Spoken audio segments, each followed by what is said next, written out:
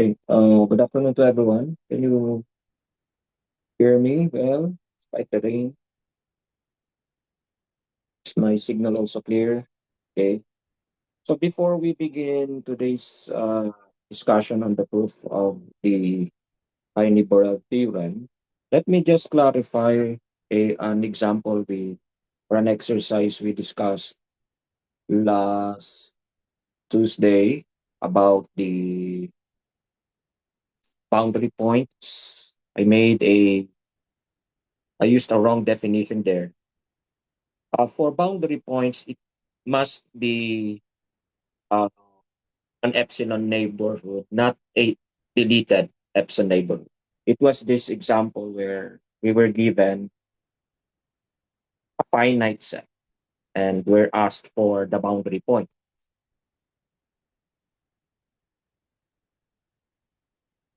So it has to be an epsilon neighborhood, not deleted. Okay. So if you try to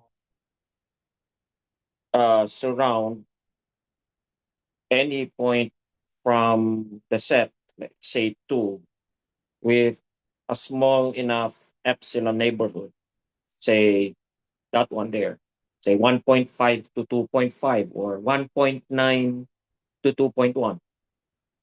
That epsilon neighborhood will contain a point in S, which is the point itself. Okay. And definitely, since we are talking of S as a subset of R, then there are points in R that are not in S. In fact, any number except 2, right? Between 1 and 3. Or within that epsilon neighborhood will be a point in the complement of S.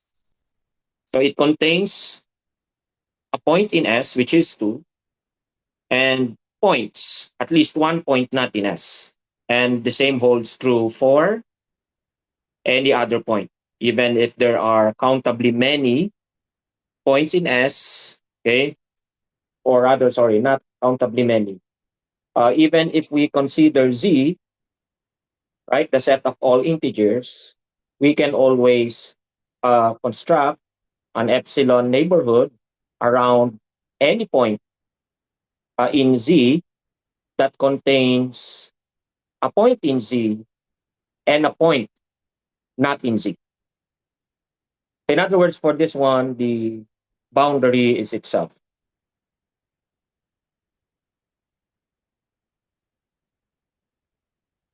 Okay, so any question?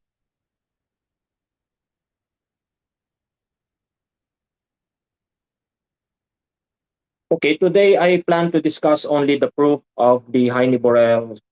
Uh, I will reserve the proof of the Bolzano-Weierstrass for September 1. And that's why you see the September 1 date there. So we do have time. So Friday next week, we can review for your Wednesday exam and maybe discuss a new lesson Tuesday next week, or perhaps still use it for review. But let's see. Okay. So let's recap what we discussed last time. Remember, we discussed strength test theorem 1.3.4. What does that say? Anyone for recitation? Just one person. Unmute your microphone if you want to answer this one.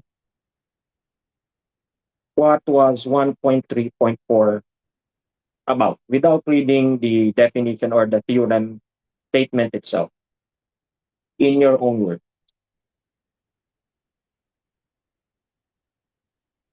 Anyone? Per, yes. Unmute your mic. Sir, I think it's if a set is closed and bounded, then its supremum or infimum is in that set. Okay. So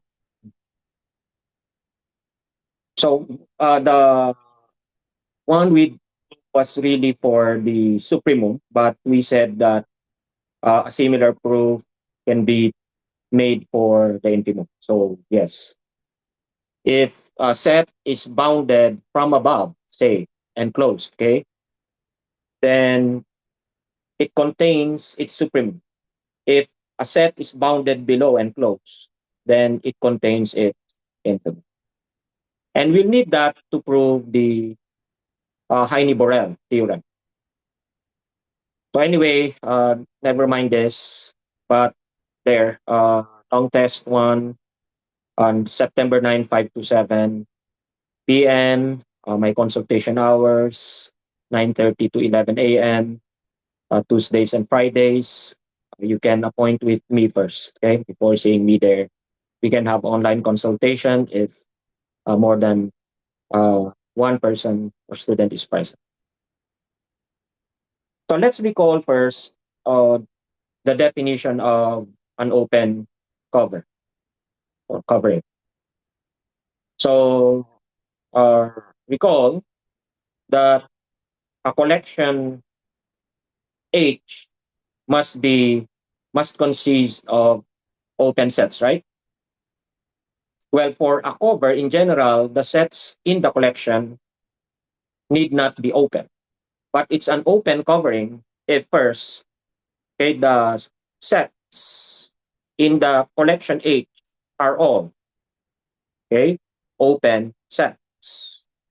Now, it's a covering, we know, if the union of all those sets in the collection H is bigger than the set S that it wants to cover. It must contain every element of S. Then we define a finite subcovering, okay, from the collection H. H is usually an infinite collection. We want a finite uh, subcovering which covers the same set. If we can extract a finite number of sets in the collection H that covers, okay, whose union covers S, we call that covering a finite cover or a finite subcovering. So let's define compactness. Decided to prove both directions of the Heine-Borel theorem, although since we have time, although I have not seen it in French, but anyway, since I want to defer the Bolzano-Weyer stress proof, K theorem proof for Tuesday, so we'll just spend this whole session proving the Heine-Borel theorem. So I will be restating the Heine-Borel theorem I wrote last Tuesday on the board. And since I will be including the proof of the other direction, the converse of the statement I wrote last Tuesday, so I will be defining compactness itself so we can uh, compactly define, okay, or give the definition of or the theorem, Heine-Borel theorem, more compactly or uh, precisely. So a set S is said to be compact if every open covering of S contains a finite subcovering. If you remember, uh, the statement I wrote there uh, actually only gives the forward direction of this. So if a set is closed and bounded, then we said that every open cover of it must contain a finite subcover. But we'll also prove that if every open cover has a finite subcover, then the set must be closed and bounded. In other words, compact. But we'll be proving that. Sorry. So as I have mentioned last time, compactness allows us to take infinite topological structures and shrink them down into finite controllable pieces. We don't need an infinite number of uh, steps in order to prove results. We just need a finite number. Okay. But anyway, uh, we will be proving, okay, which subsets have this property of compactness. So again, when is a set compact? Okay, this is the actual definition of compactness. Okay, this is not a consequence. Okay, it's the definition itself. Sometimes you will hear some say compact set is a set that is closed and bounded. Now that's just a consequence of the uh, Heine-Borel theorem, or actually it's the Heine-Borel theorem, but that doesn't hold true for metric spaces in general. This is only true for real numbers, okay, for a subset of real numbers or any other field that is finite dimensional. But anyway, we won't go into that. Suffice it to say that uh, compactness is equivalent to being closed and bounded in R. But that's not true in any other spaces, okay, in general. So that's the definition. Set is compact, again, if every open cover that you have for it, you can always find a finite subcover. That's true for any open cover, okay? So let's proceed to the proof of the Heine-Borel theorem that's stated. So here's the Heine-Borel theorem, more compactly written, okay? A subset S of the real line, so we're talking of R, is compact if and only if it is closed and bounded. Okay, that's the Heine-Borel. So in other words, in R, compactness is actually equivalent to being closed and bounded. So sometimes this is just given as a definition. Okay, you might find some textbooks like defining a set S is compact if it is closed and bounded, but actually that's not accurate. Okay, it's just a consequence of the Heine-Borel theorem. What is compactness? Again, if every open cover possesses a finite subcover for the set. Let's prove. Two parts, forward and backward, or the converse. But let's start with the converse first, which was done by Trent. And then we'll also include the proof for the forward, okay, direction. So let's start with the backward direction, meaning we start with close the assumption that a set is closed and bounded, we prove that it is compact. Okay, closed and bounded is the assumption. We are to prove set is compact. So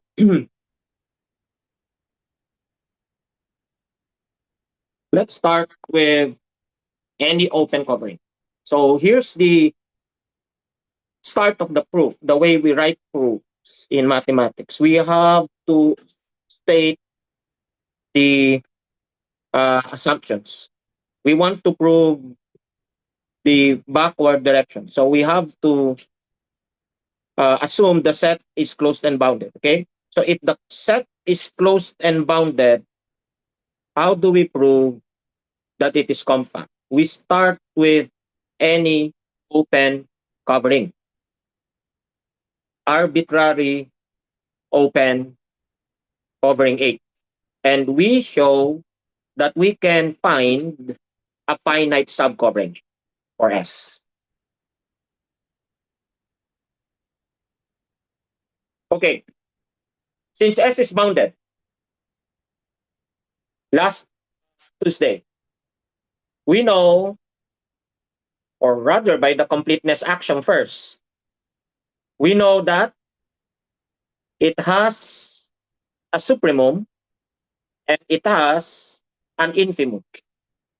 Okay, but note, those need not be in the set. Okay, it may have an infimum and a supremum, but it doesn't follow that they are also elements of the set. Remember, what example we used to counter that belief that it must always be in the set? That's false notion. Can you open your cameras so I know you're there? And is the other lady here? Where uh, we saw her name a while ago. Where's the other female? Miss Evelyn, can you show yourself? But I haven't seen you in class.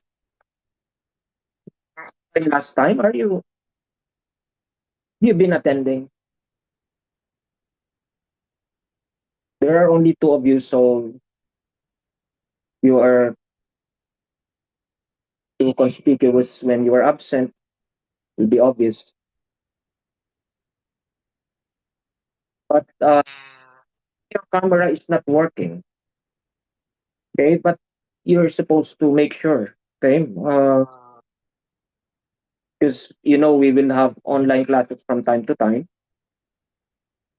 So how about the others? I don't see your cameras open. I need to know that you're there. Yeah, this is online, so we must at least know that you're in front. Okay. So where's okay? Please switch to phone. You can use both. You can just mute the laptop if your laptop's camera is not working. Maybe you just have to figure it out. Kasi minsan ganun lang yon. Okay. So what follows after this? So we can establish that there's an infimum and there's a supremum because it is just a bounded set. May limit yung set. Hindi siya infinite. So kung hindi siya infinite, may upper bound, may lower bound. Tama? And by the completeness action, any set that has an upper bound has a least upper bound. Any set that has a lower bound has greatest lower bound. That follows only from the completeness action. But we go beyond that. What else can we deduce or infer from the assumption that it is closed and bounded? From boundedness and completeness action, we know S has an infimum and a supremum. How about the closedness there? What does it guarantee? For recitation, what does the closeness guarantee?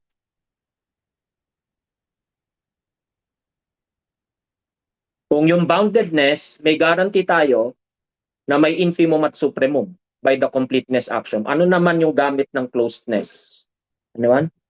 Sir, it has all its limit points po.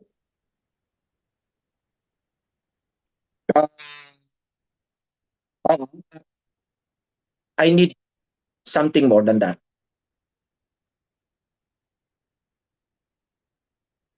Sir, maybe it gives the endpoints in the set. The word or the term you used, endpoints, is not precise. The supremum, sir. Okay, Mr. Ramos, are you the one speaking? Yes po, sir. The supremum and the infimum are what? Uh, are inside the set. Okay. So last time, 1.3.4 of Trench, we proved that the supremum must be inside the set when a set is closed and bounded. We proved that last time. Same thing for the infimum. So now we can uh, say that both alpha and beta, the infimum and the supremum in S, because S is closed. So here's the technique that is used in the proof by Trent. So consider the slice defined by S sub t equals, okay, it's the intersection of the original set S and the closed interval from alpha to t, where alpha again is the infimum. T here is greater than or equal to alpha. So we are looking at this closed interval from alpha to t. And what is t? Okay, t is any number between alpha and beta. Okay, for which this holds. The set here has a finite subcovering from H. Okay, this is not a general graphical representation of the set S, because the set S may have like bound isolated points. It may have several open sets or open intervals. You just take their union, or closed intervals. Okay, so this is just a simplified diagram for to help us understand the construction of the set S sub t. So you have the whole set S, you intersect that with alpha t. That's S sub t. T is between alpha and beta, the infimum and the supremum of capital S. Now, T, for T to qualify as an element of capital F, this must be true. Okay, the set S sub T must have a finite subcovering from H.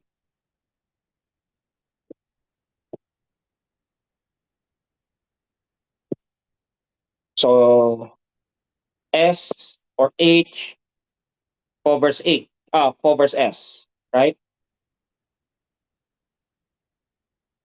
So H obviously all covers S sub T.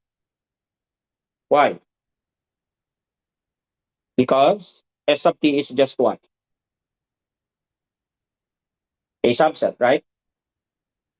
S sub T is smaller than S. If H covers the whole set, it must cover any subset of the set. Now, it has a covering, but this doesn't mean it has a finite subcovering, right? Just as with S. We're trying to prove that S is compact. It has a finite subcovering. So let's start with subsets S sub T and determine which of those have a finite subcovering from H. If we can complete the T's from alpha to beta, if for every T, right, from the infimum to the supremum has this property, then we have proven that what? S has a finite subcovering.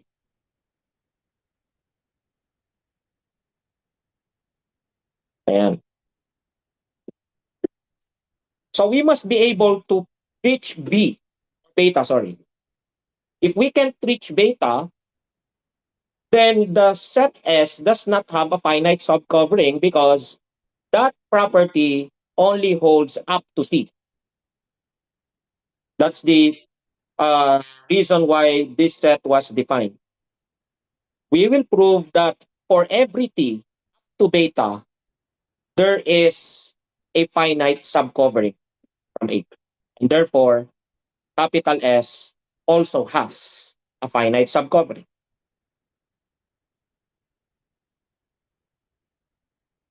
So first, let's show that capital F is not empty. What is capital F again? Capital F again is the set of all such t's, such that what? S sub t has a finite subcover from H, of course. Now, what if this set is empty? Then we can prove anything at all. So we must begin by proving there's at least one element here, and that element is alpha. Okay? We'll prove alpha is in capital F.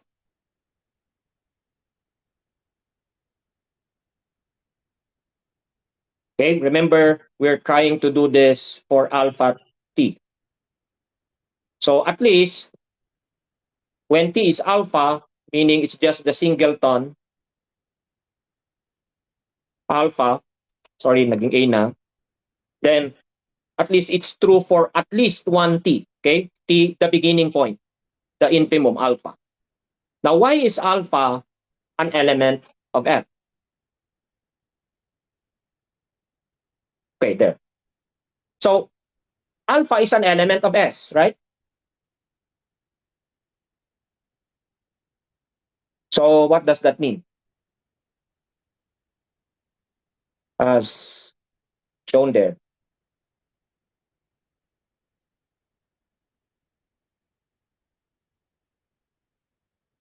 Ano ba si 8? Si capital 8. A covering of S, right?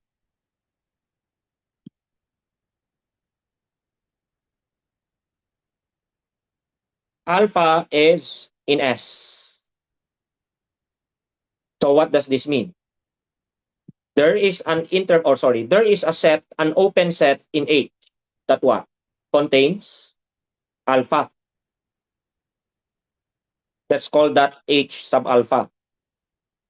Shown here. Tama? Siyempre, dapat isulat niya yan. Hindi lang basta-basta pwedeng i-claim yan. Since alpha is in the set S, it must be covered by some open set in the collection. Let's call that open set H sub alpha for alpha itself. So, does it qualify? Yes, right? Does alpha have a finite subcover from H? Yes, ito na. Diba? H alpha is in the collection. It's open subset. And H alpha covers alpha. Ilan yon? Isa lang. Finite ba yan, di ba? That's a finite subcover. It's only one. So therefore, we are sure that alpha is in the set F. Okay, yun yung una. Any question? Okay, next. We also show that capital F is bounded above.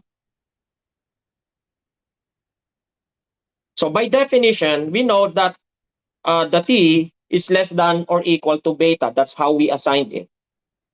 Okay, for all t in capital F. So it is bounded above. Okay? That's not hard to see. It was assumed. Right? It's the supremum. The supremum of S is a supremum for, or is an upper bound for capital F. So by the completeness action, F also has its own supremum.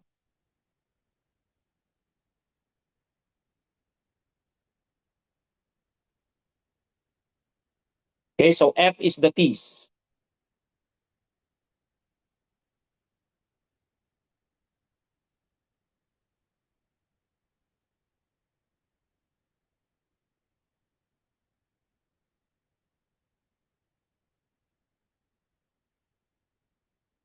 Right? This is F. It's the collection of all point T for which S sub T has a finite subcover. So it's actually just a collection of real numbers now. And T lies between alpha and beta. So obviously, F has what? An upper bound. So by the completeness axiom, F must have a supremum. Let's call it rho.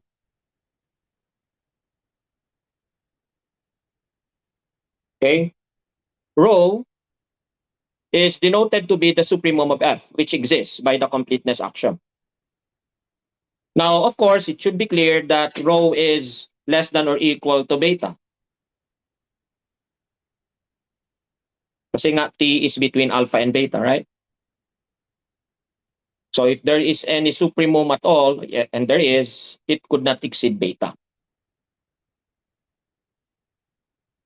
So to prove that S is finitely covered, we will prove that rho is beta equal to beta.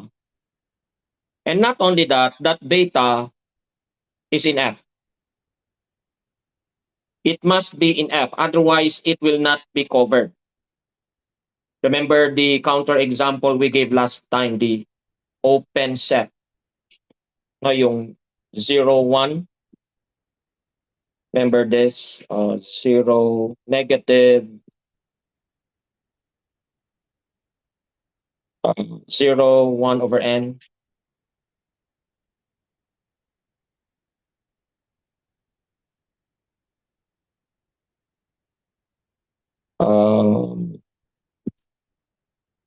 It covers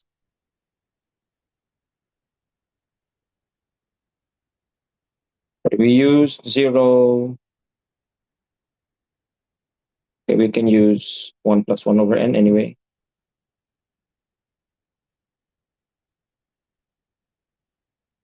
So if you take the union, right, of these sets, the union covers 0, 1.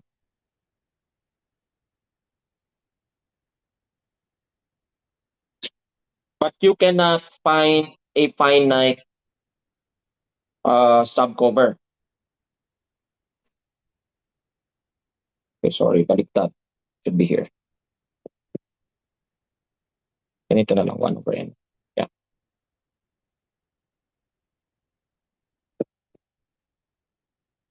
Yung mga elements nito kasi is 1/2 1, 1/3 1, and so on, right? 1/4 1. So on and so forth. The union covers 0, 1. But no finite collection can cover it because it will miss, if you remember, it will miss the small elements near 1, near 0. And the problem is the infimum, which is 0, is not there. So we need to prove in the general case that the infimum and the supremum are there in the set F. So that's our aim, no? So we have to show rho equals beta and beta is in capital F. So how do we show that rho is equal to beta? We assume otherwise, that rho is less than. It's at most beta, di ba? Pwede siyang equal to beta. So what happens if rho is less than beta? So suppose for contradiction that rho is less than beta.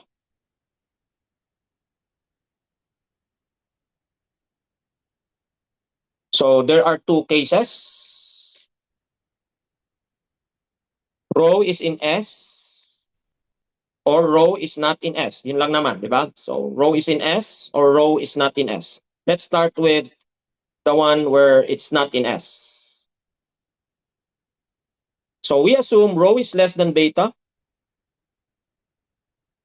and not in S. So S is closed by assumption. So what does that mean? Why is rho not a limit point of S? Anyone? According to our point here, since S is closed, if we assume rho is not in S, rho cannot be a limit point of S. Anyone for recitation?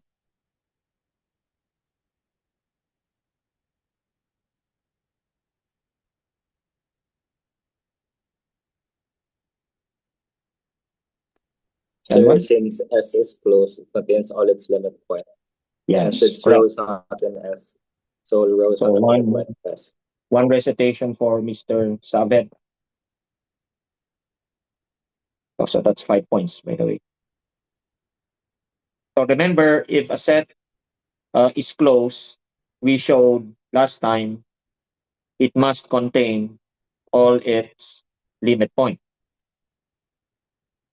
Now, if P is a limit point, right, it must be in S. But we assume rho is not in S. So we can only say that it's not a limit point. That must be true. So remember the definition of limit point?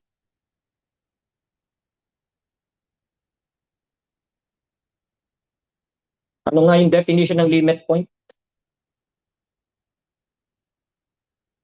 Kapag limit point siya,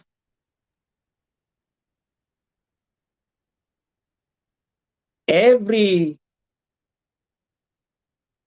epsilon neighborhood must what?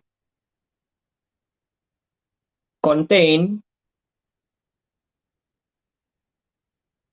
a point, right, of the set, except the actual point in consideration. So we have a deleted neighborhood, remember?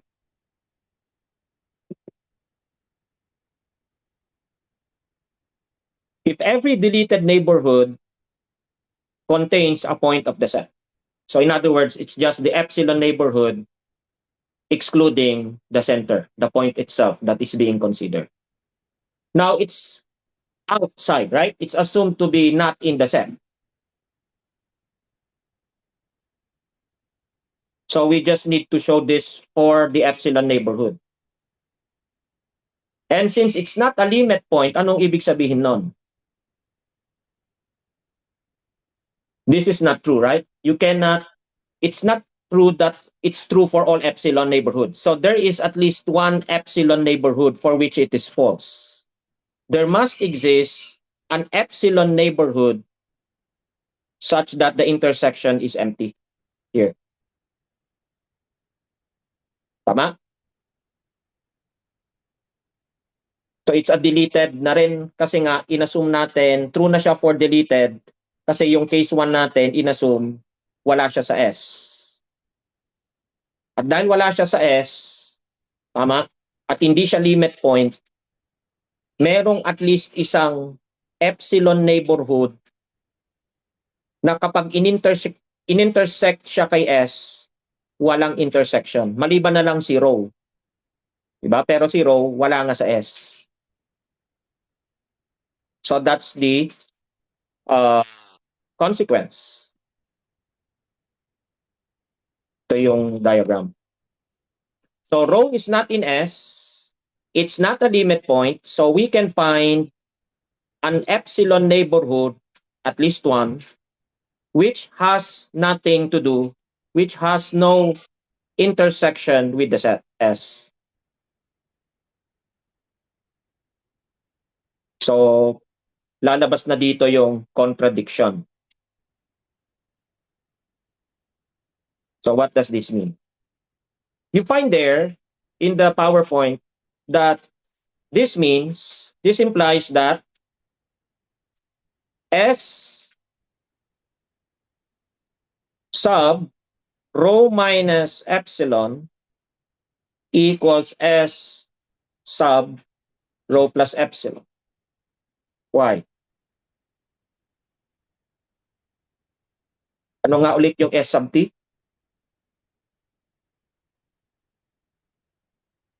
S intersection alpha to T. So ano yung rho S sub rho minus epsilon? Intersection hanggang rho minus epsilon. So ano naman yung S sub rho plus epsilon? Intersection hanggang rho plus epsilon. Pero ano ang intersection? Empty, right? Because the neighborhood there has no intersection with S. So this is true. Okay? They are just the same.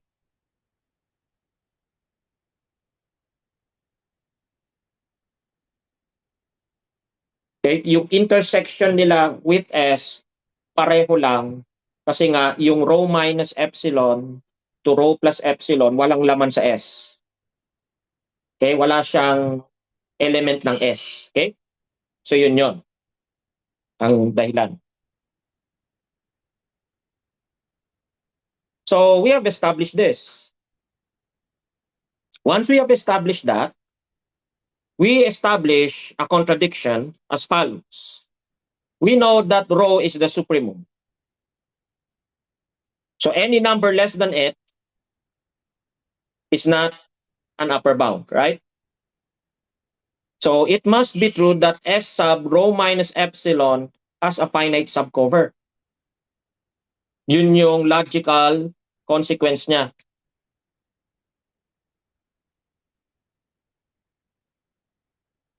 So remember, ano ulit yung F? Balikan natin. Lahat ng T for which S sub T has a finite subcover.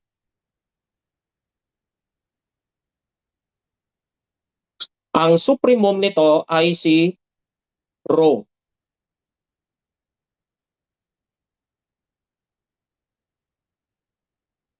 So anong ibig sabihin? Any element less than rho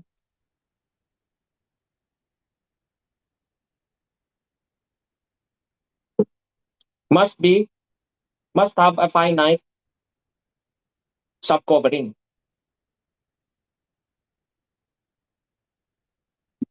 Why?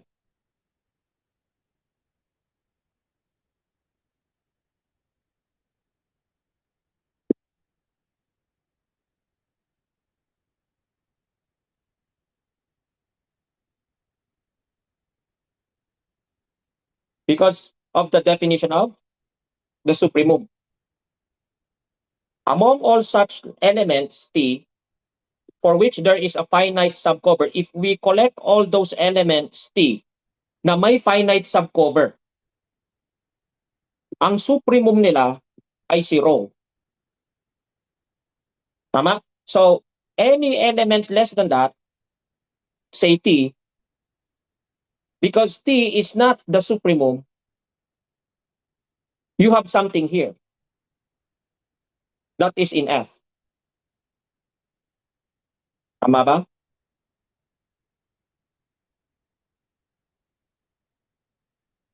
Kasi supremum si rho. So, kapag may element na less than rho, mako-cover yon.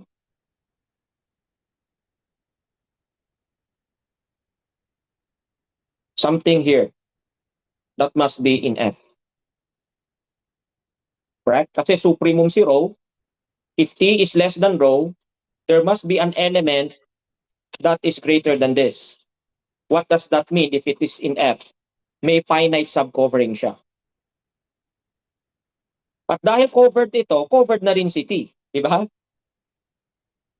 Anything less than that number, covered sila lahat. Actually, ganun yung nangyayari. If T is in F, then anything less than T between alpha and T, nasa F na rin. Kasi covered hanggang T. Finite, may finite subcover hanggang T. So lahat ng less than T, may finite subcover sila. Okay? So we have this. S rho minus epsilon has a finite subcovering. Bakit nga ulit? Because rho is the supremum. Okay, of F. Yan. So kailangan internalize yun. No? Pero dahil nga S sub rho minus epsilon and S sub rho plus epsilon are identical. Dahil nga walang laman dito. So ano ibig sabihin? Identical lang naman sila. S rho plus epsilon also has a finite subcover. So what does that mean? If there's a finite subcover, di ba, nasa F siya. Rho plus epsilon is in F. Lahat ng nakay F, sa loob ni F, may finite subcovering. Na-cover natin si S rho plus epsilon. That means rho plus epsilon is in F. What's the contradiction? Where's the contradiction? Anyone?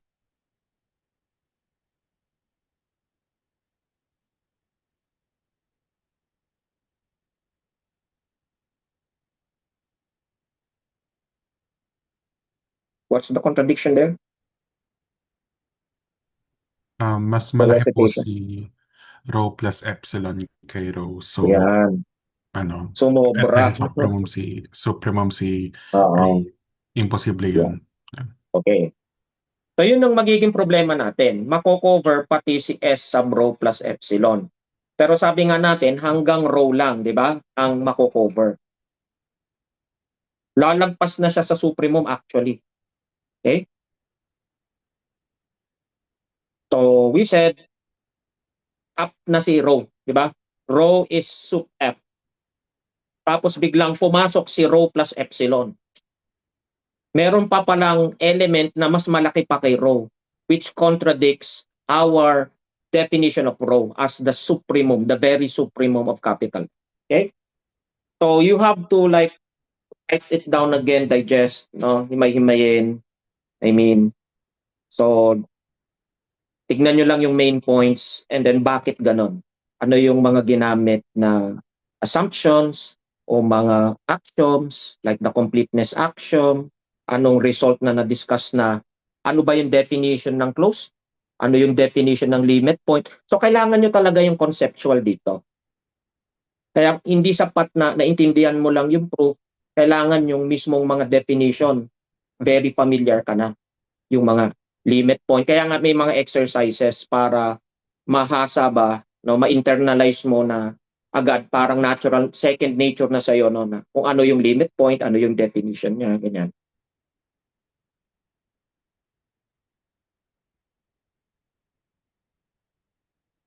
Okay, so this one will be yours to study, case 2. May konting pagkapareho din naman yung proof ng case 2. So ano na yung nangyari? So we have to prove, we have to show that rho is equal to beta. Kasi ang alam lang natin, rho is less than or equal to beta. So to prove this, contradiction tayo. We assume this is true. Case 1, rho is in S, not in S. So yours is this case. What if rho is in S? How do I obtain the contradiction? So try to read this in reverse. Minsan mas maganda yung ganun, no? Tignan mo muna yung tutumbukin niya, then work backwards, then perhaps forwards ka na ulit. So if we will skip case 2, then what does this mean? If we have proven case 2, then we have shown what? This one. So yun yung una nating nagawa sa pag-prove ng Heine-Borel. Rho is beta. Balikan natin, no? alpha, beta, t. What is S sub t again? Lahat ng may finite subcover. Ngayon, na-prove natin na hanggang beta yon. Okay? Yung F kasi lahat ng T.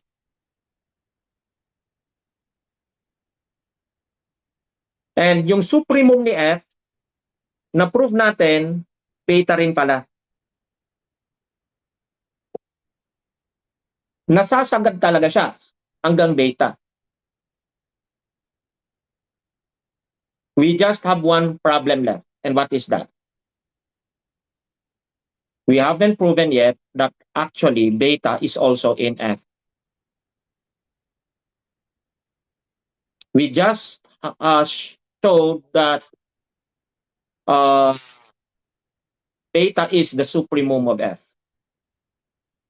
But it's not yet automatic, right? That it's in F. So let's prove that beta is in F.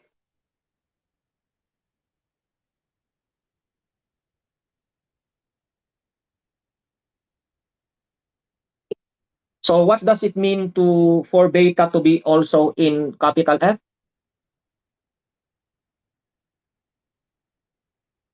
May subcovering, tama? Sorry, finite.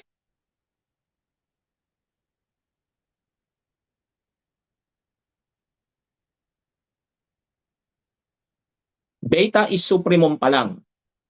Pero is beta in F. So para maging element siya ni F, kagaya ng iba, si S sub beta must also have a finite subcovering. That's what we want to show. So looking at this one, okay. Since beta is in S, there is an open set, kapareho ton kanina ng case 1, HB or sub beta in H containing B minus epsilon to B plus epsilon for some epsilon greater than 0. So that's the next statement. Bakit siya naging totoo?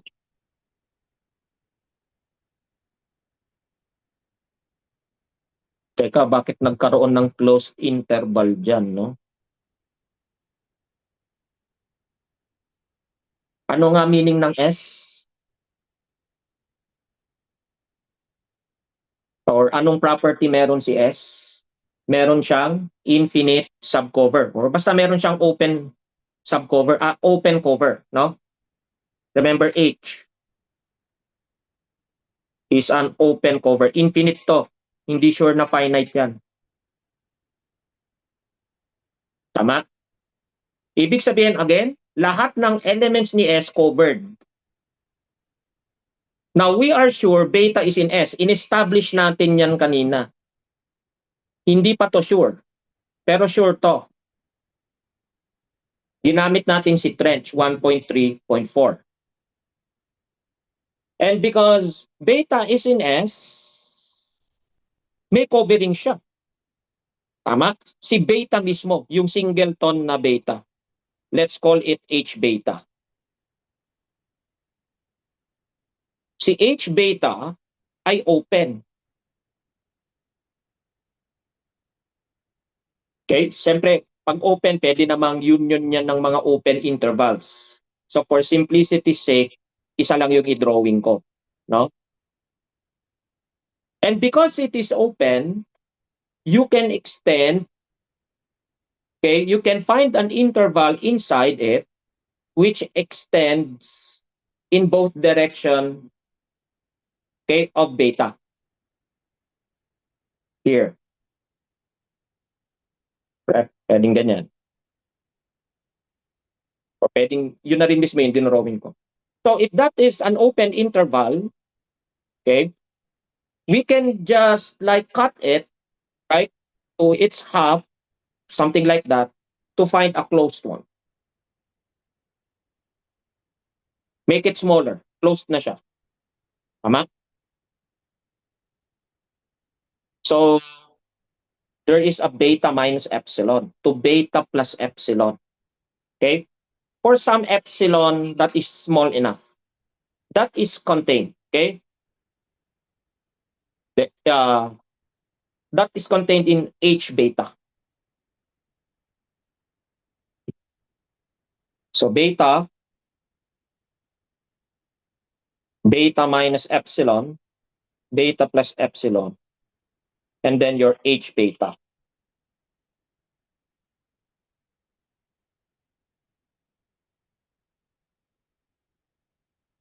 Okay, so closed pala ito. So we have this done. It's part. So now, beta is supremum of F. So that means S beta minus epsilon, similar to our argument a while ago, must have a finite subcovering. Okay, hanggang beta na, remember, no? Hanggang beta na yung merong covering.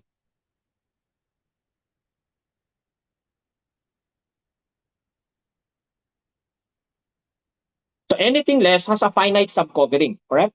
Okay? Supremum kasi siya. Hindi man natin sure pa na mako-cover natin talaga hanggang beta mismo, close. Okay? But we can cover everything before it. So, si beta minus epsilon covered. Kasi mas maliit siya kay beta, yung supremum. So we have this statement. S beta minus epsilon is covered by a finite collection. Tama? Basta finite yon. So kung finite yon, basta meron yung K elements, sabihin na natin in general. So let's denote that collection by H1, H2 up to H sub K.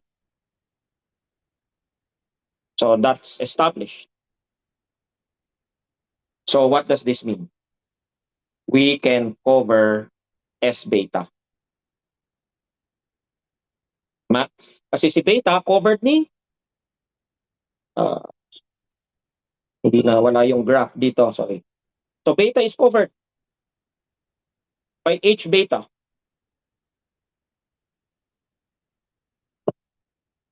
So may covering tayo hanggang beta minus epsilon, right? Tapos yung beta minus epsilon to beta plus epsilon covered din ni H beta.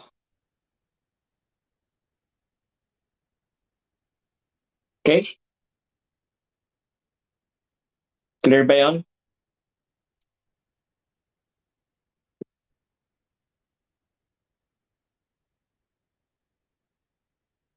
So again yung hanggang beta minus epsilon covered. Tapos yung beta minus epsilon hanggang beta plus epsilon. Covered ni H beta. So yung buo covered S sub B, if we add the H beta from the finite collection here that covers up to beta minus epsilon, then we have a finite collection that covers, okay, S sub beta itself. And S sub beta is no other than S. So what have we shown? Beta must be in F. So if beta is in F, that proves S itself has a finite subcovering.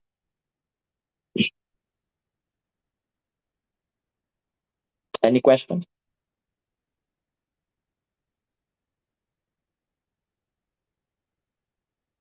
So I guess that's enough muna for today. I will just be asking you to study the proof of the other direction. Hindi naman kasi to sinama. I'll check again lang kung hindi to sinama ni French. So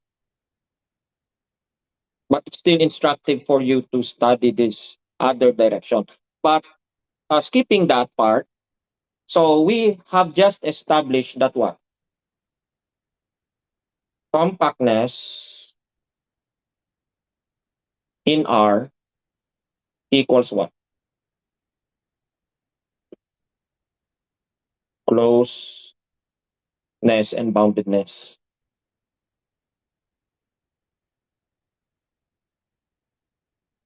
And this is the Heine-Borel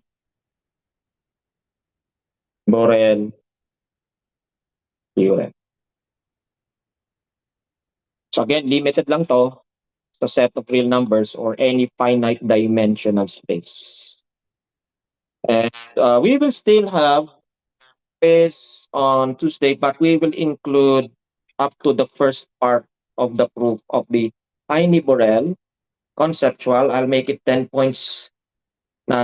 So give you about 15 minutes to answer the quizzes. 1.3.4 of trench and this one.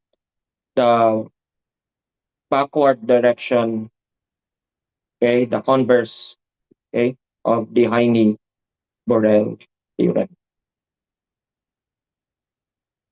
So that's it. I'll be ending the meeting unless you have questions. So lahat okay tayo sa 5 to 7, Wednesday, September 9, make sure. Para hindi kayo magme-makeup, mas mahirap ang makeup pa naman madalas. Okay, so I'll end the meeting.